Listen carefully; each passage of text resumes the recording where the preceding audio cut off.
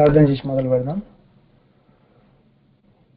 ఓం గురు బ్రహ్మ గురు విష్ణు గురుదేవో మహేశ్వర గురు సాక్షాత్ పరబ్రహ్మ తస్మై శ్రీ గురవే నమః. ఓం మన్నాథో శ్రీ జగన్నాథ మద్గురు శ్రీ జగద్గురు మమాత్మ సర్వభూతాత్మ తస్మై శ్రీ గురవే నమః.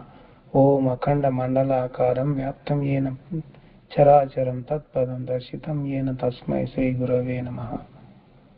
శ్రీమతి ఏకైక గురువు ఆధ్యాత్మిక సామ్రాజ్య చక్రవర్తి శతాధిక గ్రంథకర్త హిందూ జ్ఞానధర్మ ప్రదాత సంచలనాత్మక రచయిత త్రైత సిద్ధాంత ఆదికర్త శ్రీ శ్రీ శ్రీ ఆచార్య ప్రబోధానంద యోగేశ్వరుల వారిచే రచించబడిన పరమ పవిత్ర పరిశుద్ధ ప్రథమ దైవ గ్రంథము త్రైత సిద్ధాంత భగవద్గీత.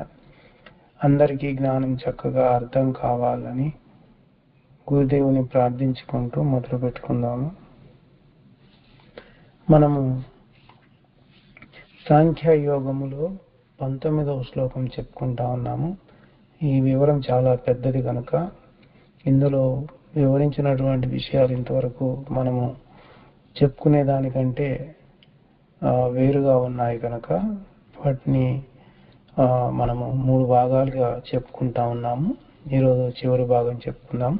పోయిన వారం మనము ఆత్మహత్య అని దేనిని అనాలో అనే దాని గురించి తెలుసుకున్నాము. పైగా మనం దేన్ని హత్య అనుకుంటున్నాము, దేన్ని ఆత్మహత్య అనుకుంటున్నాము, అది శాస్త్రబద్ధంగా సరి అయింది కాదు అని దాన్ని స్వామివారు మనకి వివరించి తెలియజేశారు. పోయిన వారం ఆత్మహత్య గురించి మనం చెప్పుకున్నాము. ఆత్మహత్య అనే దాన్ని మనము హత్య అని చెప్పుకోవాలి. ఇప్పుడు హత్య యొక్క వివరాన్ని చెప్పుకోవాల్సి ఉంది. ప్రతి శరీరంలో 2 పురుషులు ఉన్నారు. ఒకరు జీవాత్మ, ఇంకొకరు ఆత్మ అని మనకి పురుషోత్తమ ప్రాప్తి యోగము అధ్యాయములో 16వ శ్లోకంలో భగవద్గీతలో చెప్పారు ఆ విధంగా. అయితే ఆత్మని చంపడాన్నే ఆత్మహత్యగా మనము పోయిన వారం తెలుసుకున్నాము. ఇదే వివరంలో, అంటే ఈ శ్లోకం యొక్క వివరంలో ఈ ఆత్మ జీవాత్మలు చావులో కానీ పుట్టుకలో కానీ ఒకదాని వెంట ఒకటి తప్పకుండా పోతుంది. శరీరము ధరించేటప్పుడైనా శరీరాన్ని వదిలేటప్పుడైనా ఆత్మ జీవాత్మలు ఒకేసారి రావడము ఒకేసారి పోవడము జరుగుతూ ఉంటుంది. ఆత్మ కనుక శరీరాన్ని ముందే వదిలిపెట్టాలి అని అనుకున్నప్పుడు దాని వెంట జీవాత్మ వెళ్ళిపోతుంది. అలాగే జీవాత్మ శరీరాన్ని వదిలేటప్పుడు దాని వెంట ఆత్మ అనేది పోతుంది. ఈ రెండిటి భేదములోనే హత్య ఆత్మహత్య అనేది మనము మాట్లాడుకుంటూ ఉంటాము. ఆత్మతో పాటుగా జీవాత్మ పోతే ఆత్మహత్య అవుతుంది. జీవాత్మ వెంట ఆత్మ పోతే హత్య అవుతుంది. ఇంకో శరీరంతో ఒక శరీరంలోని ఆత్మ చనిపోతే ఆత్మహత్య అని మనం చెప్పుకున్నాం. అలాగే ఒక శరీరంలోని ఆత్మ చేత అదే శరీరంలోని జీవాత్మ చంపబడితే హత్య అవుతుంది. ఆత్మ చంపబడము ఆత్మహత్య అయితే జీవాత్మ చంపబడము హత్య. ఇక్కడ మనం ఒక విషయాన్ని గమనించాలి. జీవాత్మ ఆత్మల తేడా తెలియకపోతే హత్య ఆత్మహత్యల తేడా ఎవ్వరికీ కూడా తెలియదు. అది తప్పకుండా తెలుసుకొని తీరాలి. ఎవరైనా ఒక వ్యక్తి గనక తాడుతో గొంతుకు బిగించుకొని ఉరేసుకొని చచ్చిపోయాడే అనుకుందాం. దాన్ని మనము హత్య అనాలి కానీ ఆత్మహత్య అనకూడదు శాస్త్రబద్ధంగా చెప్పుకుంటే. ఒక శరీరంలో ఆ శరీరంలో ఆత్మ తన చైతన్యం చేతనే జీవుడు ఆ శరీరంలో నివసించడానికి వీలు లేకుండా చేస్తూ ఉంది. ఇప్పుడు శరీరంలో చైతన్య శక్తే శరీరం కదలడానికి మెదలడానికి అన్ని పనులు చేస్తూ ఉంది కదా. అన్ని పనులు చేసే అదే ఆత్మ చైతన్యము ఏం చేస్తుందంటే జీవుడు నివాసం కాలేకుండా చేస్తుంది. జీవుడు నివసించుటకు యోగ్యము కాకుండా చేస్తుంది ఆ శరీరాన్ని. కాబట్టి ఆ సందర్భంలో ఆత్మ జీవాత్మను చంపేసినట్లే అవుతుంది. ఇక్కడ మరణం అయిన వెంటనే జీవుని వెంట ఆత్మ పోతా ఉంది కాబట్టి అది హత్య అవుతుంది. అట్లాగే ఒక ఖైదీని మరణశిక్ష వేశారనుకున్నాం. ఒక ఖైదీకి మరణశిక్ష పడింది. అందులో మరణశిక్ష న్యాయమూర్తి మరణశిక్ష అమలు చేయమని చెప్తాడు.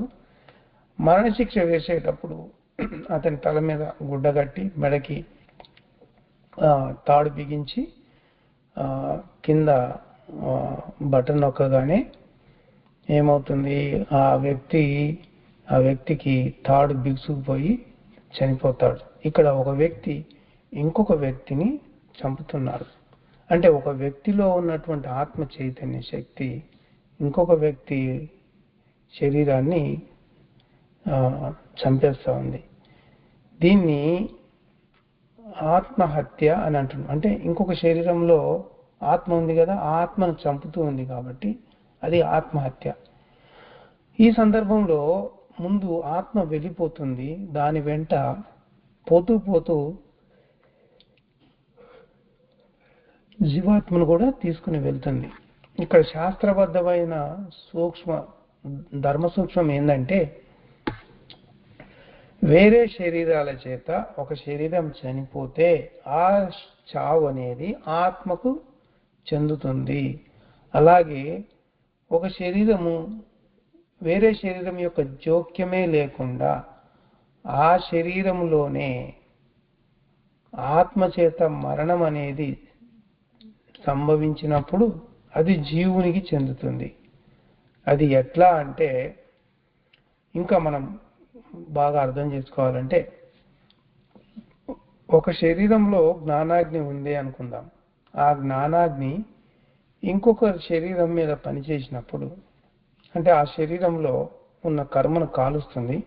కర్మను కాల్చేటప్పుడు మనకి ప్రారబ్ధ, సంచిత, ఆగామని 3 కర్మలు ఉన్నాయి. 3 రకాల కర్మలు ఉన్నాయి. 3 రకాల కర్మల్లో ప్రారబ్ధ కర్మనే కాలుస్తుంది అది. అట్లాగే ఒక శరీరంలో ఉన్న జ్ఞానాగ్ని అదే శరీరంలోని కర్మను కాల్చాలి అంటే అది ప్రారబ్ధం మీద పనిచేయదు, సంచితం మీదనే పనిచేసి సంచిత కర్మనే కాలుస్తుంది. ఇక్కడ ఒకే జ్ఞానాగ్ని మరో శరీరం మీద పనిచేసినప్పుడు ప్రారబ్ధాన్ని కాలిస్తే అదే శరీరంలో అది సంచితాన్ని కాలుస్తుంది. అలాగే ఒకే మరణం అనేది ఇతర శరీరానికి సంబంధించి గనక జరిగినట్లయితే అది ఆత్మకు చెందితే, తన శరీరంలోనే అయితే అది జీవాత్మకు చెందుతుంది. అంటే తన శరీరంలో జరిగితే హత్య అవుతుంది, వేరే శరీరంలో అయితే ఆత్మహత్య అవుతుంది. అంటే ఇక్కడ తన శరీరం మరణానికి తానే కారణమైతే హత్య అవుతుంది, ఇంకొకరు కనుక కారణమైతే ఆత్మహత్య అవుతుందని శాస్త్రబద్ధంగా ఉంది. అయితే ఇది అజ్ఞానం వలన దానికి వ్యతిరేకంగా చెప్పుకుంటూ ఉన్నారు. హత్యను ఆత్మహత్య అని, ఆత్మహత్యని హత్య అని అందరూ అనుకుంటా ఉన్నారు. ఇంకా చెప్పాలంటే ఈ హత్య కానీ ఆత్మహత్య కానీ రెండు కూడా అకాల మరణంలోనికి సంబంధించినవే, అకాల మరణానికి సంబంధించినటువంటివే అని మనము గుర్తుపెట్టుకోవాలి. ఆత్మ ప్రయత్నంతో జీవుడు చనిపోతే అది సూత్రబద్ధముగా హత్య అవుతుంది. దానితో వచ్చే పాపము ఆత్మకు అంటదు. ఎందుకంటే జీవుడు చంపబడ్డ చేత వచ్చే పాపము ఆత్మకు ఎందుకు లేదు అని అంటే, ఆత్మ అహం పొందదుగా, ఆత్మకు అహం లేదుగా, అంచేత ఆత్మకు ఆ పాపం అంటడం లేదు. అదే ఒక శరీరము వేరొక శరీరం యొక్క చావుకు కారణమైతే అది ఆత్మహత్య అవుతుంది కదా. ఆత్మహత్య మహాపాపము, చాలా భయంకరమైన పాపం వస్తుంది. అది దైవాన్నే చంపినంత పాపం జీవుడికి వస్తుంది అని చెప్పారు. అయితే ఇక్కడ ఒక ప్రశ్న ఏమొస్తుందంటే, ఒక శరీరంలో ఉన్న ఆత్మ మరో శరీరములోని ఆత్మ చైతన్యమే, ఒక శరీరంలోని ఆత్మ మరణానికి మరో శరీరంలోని ఆత్మ చైతన్యమే కదా కారణమైంది. అలాంటప్పుడు ఆత్మహత్య పాపం జీవుడికి రావడం ఏంటి అనేది కదా ప్రశ్న. దాని జవాబు ఏంటంటే, ఇప్పుడు ఆత్మహత్యకు కారణము ఆత్మే, అది సత్యమైందే. జీవుడు ఏ పని చేసేవాడు కాదు అనే సూత్రం ప్రకారంగా వానికి ఆత్మహత్యకు సంబంధం లేదు, నిజమే. అయినా ప్రతి శరీరంలో అహం అనేది ఉంది కదా, అది ఊరికినే ఉంటుందా? జీవునికి అదే పనిగా చెప్తూ ఉంటుంది, జీవుణ్ణి ఒప్పుకునేలాగా చేస్తుంది. ఒరే నువ్వేరా చేసింది అంటే వాడు నేనే ఒప్పుకుంటాడు. వాడు ఒప్పుకున్నప్పుడు ఆ పాపము జీవుని కర్మకోడల్లోకి పోతా ఉంది. మరి వాని కర్మకోడల్లోకి పోయినప్పుడు వాడే కదా అనుభవించాలి, ఎవడు అనుభవిస్తాడు? కాబట్టి ఇక్కడ ఏమవుతుంది, సంబంధం లేని కర్మను జీవుడు అనవసరంగా వాడిని ఎత్తి మీద వేసుకుంటున్నాడు, వాడే అనుభవించాలి. అది మిగతా ప్రపంచ పనులు ఏవి చేసినా కానీ వాటిలో వచ్చే కర్మలు అవి కూడా అహంకారం వల్లనే వస్తాయి, కానీ వాటి ఫలితం అంత పెద్దగా ఉండదు. కానీ మరణం యొక్క విషయంలో వచ్చే కర్మ చాలా భయంకరంగా ఉంటుంది. అది ఆత్మని హత్య చేసినటువంటి పాపం కాబట్టి వాడు అనుభవించక తీరదు, భయంకరమైనటువంటి కర్మను అనుభవించాల్సి ఉంటుంది. ఎక్కడైనా ఎక్కడైనా అహం పొందితే చిన్న కర్మే వస్తుంది, కానీ చావు విషయంలో అహం పొందితే భయంకరమైన కర్మ వస్తుంది. అందుచేతనే మన పెద్దలు ఆత్మహత్య మహాపాపమని అన్నారు. చాలా మంది భూమి మీద ఏం చేస్తున్నారు అంటే డబ్బులు తీసుకొని ఇంకొకరిని చంపుతా ఉన్నారు. వాళ్ళకి హత్య ఆత్మహత్య యొక్క తేడా తెలియదు, వాళ్ళు మేమే హత్య చేసినామని అనుకుంటున్నారు. వాళ్ళు చేసింది ఆత్మహత్య అని వాళ్ళకే తెలియదు. అందువలన భయంకరమైన పాపం వస్తుందని కూడా వాళ్ళకి తెలియదు. కాబట్టి ఈ విషయాలు తెలుసుకున్నటువంటి పెద్దలు ఇప్పటికైనా కానీ ఆత్మ జీవాత్మల భేదాలు, హత్య ఆత్మహత్యల భేదాలను ప్రజలకు తెలియజేసి వాళ్ళని అజ్ఞానం నుండి బయటపడేటట్లు చేస్తే చాలా మంచిది. ఎంతో మంది అది తెలుసుకోగలుగుతారు, దాని ద్వారా గొప్ప ప్రయోజనము పొందగలుగుతారు. ఏ శరీరంలో అయినా కానీ జీవాత్మ ఆత్మలు రెండు జోడాత్మలుగా ఉన్నాయి అనేది మనం తెలుసుకున్నాము. జీవాత్మకు కాపలాగా ఆత్మ కూడా ఒక్కటే ఉంటుంది.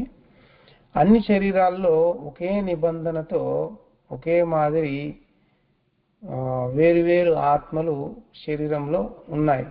కాబట్టి ఒక శరీరంలోని ఆత్మకు వర్తించింది ఒకే మారు అన్ని శరీరాల్లో వర్తించదు. అది దేని విషయంలో? ఇప్పుడు మరణానికి సంబంధించి అంటే ఒక శరీరంలో హత్య జరిగింది, ఒక శరీరానికి హత్య జరిగింది అంటే వేరే శరీరం ఒక శరీరాన్ని చంపేసింది.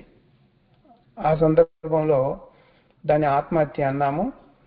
అన్ని శరీరాల్లో ఆత్మ ఖండఖండాలుగా ఉంది. అయితే ఒక శరీరంలోని ఆత్మ చంపబడినప్పటికీ మిగతా శరీరాల ఆత్మ అలాగే ఉంది. మనం విశాలంగా చూసినప్పుడు అది హత్య గావించబడలేదు, హత్య అనేది జరగలేదు. ఎందుకంటే ఒక దాంట్లో పోయినంత మాత్రాన ఒక దాంట్లో నుంచి అంతటా పోలేదు కదా. అలా అయితే ఈ విశాలంగా కాకుండా ఒక శరీరానికి సంబంధించే కనుక మనం చూసినట్లయితే ఒక శరీరంలో ఒక ఖండంగా ఆత్మ ఉంది. ఆ ఆత్మ యొక్క మరణాన్ని ఆత్మహత్య అని మనం అంటున్నాము. ఇక ప్రతి శరీరంలోనూ భిన్న భిన్నంగా జీవాత్మ ఉంది. ఎందుకంటే ప్రతి జీవాత్మ దాని సంపాదించుకున్న కర్మ వేరు కాబట్టి వేరుగా జీవాత్మ అనేది ఉంది. మనం ఇక్కడ సందర్భం ప్రకారంగా చెప్పుకుంటే మరణము అనేది శరీరానికే ఉంటుంది, జీవుడికి లేదు. జీవుడు ఒక శరీరం నుంచి ఇంకొక శరీరానికి మారతాడు వాడు, ఎందుకంటే వాడు కర్మశూన్యం కాలేదు. కర్మశూన్యం అయితే మోక్షం వస్తుంది, కర్మశూన్యం కాలేదు కాబట్టి ఒక శరీరం నుంచి ఇంకో శరీరము, అక్కడ శరీరం మార్పిడి జరుగుతుంది జీవాత్మకు. అయితే ఈ ఆత్మ విషయాన్ని మనం చూసుకుంటే అంటే ఇక్కడ శరీరము మారుతున్నాడు జీవుడు చనిపోలేదు, కానీ వాడు నాశనం అవుతాడు. మరణం శరీరానికే ఉంటుంది, జీవునికి ఉండదు. కానీ నాశనం జీవునికి ఉంటుంది ఎప్పుడు? మోక్షం పొందినప్పుడు. అన్ని శరీరాల్లో ఒకే అంశగా ఉన్న ఆత్మ దానికి నాశనం లేదు, ఆత్మకేమో నాశనం లేదు. కొన్ని మరణాల్లో మరణించేదిగా ఉంది, అంటే ఆత్మహత్య జరిగినప్పుడు ఆత్మ అనేది చంపబడుతూ ఉంది అక్కడ. అయితే నాశనం అయ్యేటువంటి జీవుడికి చావు లేదు, నాశనమే లేనటువంటి ఆత్మకు చావు ఉంది. ఇక్కడ చివరిగా చెప్పుకునేది ఏంటంటే జీవాత్మకు నాశనం ఉంది, ఆత్మకు నాశనం లేదు. జీవాత్మకు నాశనం ఉంది, చావు లేదు. ఆత్మకు చావు ఉంది, నాశనం లేదు. కాబట్టి ఇక్కడ మరణానికి నాశనానికి ఎంతో తేడా ఉంది అని తెలుసుకోవాలి. ఒక్క శరీరంలోని ఆత్మను తెలుసుకుంటేనే అది ఆత్మ దర్శనం అయినట్లు అవుతుంది. అది ఎలా ఉంటుందంటే అన్ని శరీరాల్లో, అన్ని జీవరాశుల శరీరాల్లో ఆత్మ ఎట్లా ఉందో తెలుసుకున్నట్లే అవుతుంది. ఇక మూడవ ఆత్మ విషయానికి వస్తే, మూడవ ఆత్మ పరమాత్మ అంటున్నాము. భూమి మీద బతికున్న ఏ జీవరాశి కూడా పరమాత్మను తెలుసుకోవడానికి తెలుసుకోలేదు కూడా. ఇది శాసనము. రెండో ఆత్మను తెలుసుకున్న తర్వాత శరీరాన్ని వదిలినప్పుడు మూడవ ఆత్మ అయిన పరమాత్మ తెలియబడుతుంది అంతే తప్ప అలాంటి వాడు మళ్ళా తిరిగి పుట్టడు, వాడికి పుట్టే అవసరమే లేదు, కర్మే లేదు గనక దాన్నే మోక్షము అని అంటున్నాము. ఆత్మను తెలిసిన వాడు, సంపూర్ణంగా తెలిసిన వాడు, అంటే ఆత్మను తెలిసిన వాడు ఎవడైనా భూమి మీద ఉండొచ్చు, కానీ పరమాత్మను తెలిసిన వాడు ఎవ్వడు భూమి మీద ఉండడు. భూమి మీద ఉన్నాడంటే వాడికి కర్మబంధం అనేది ఉంది. కర్మబంధం లేనప్పుడు వాడు భూమి మీదనే ఉండడు. అది సూత్రం అక్కడ తెలుసుకోవాల్సింది. ఈ రోజుకి ఇక్కడ ఆపేద్దాము.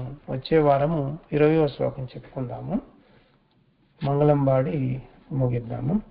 ఓం మంగళము మీకు మద్గురు చంద్రమ, మంగళము మీకు మై ప్రకాశ, మంగళము చేసి మరి మొక్కెద అఖిల జీవ సంఘ ఆత్మలింగ. అందరికీ ప్రబోధార్పణం. నమస్కారం.